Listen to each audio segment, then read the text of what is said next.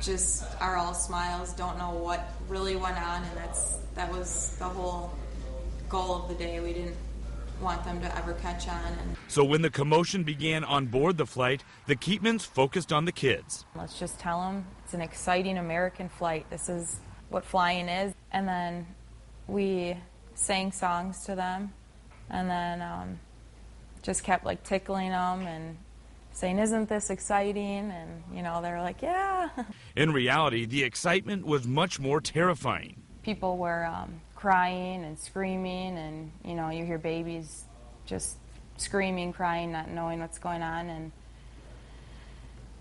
you hear the noises, but you're focused on your family and being with them. While Ricky and her family were unsure what exactly was happening in front of the plane, they knew something was terribly wrong. All we heard were the noises, and then smelled the smoke, saw the flight attendants running back and forth for the fire extinguishers. Minutes later, a very shaken flight attendant spoke over the intercom. He was just shaking and crying in the speaker saying, the situation is taken care of, the fire is out, the man that was a part of it is detained, you guys are all safe.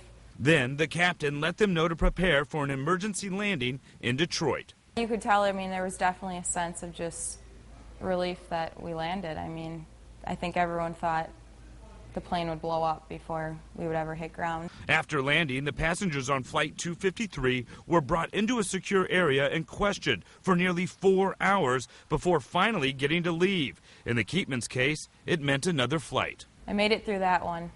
If it's meant to be, I'm going to be just fine, and I held on to that. And now, Christmas will never be the same for the Keepman family. I'm just so thankful. I think next Christmas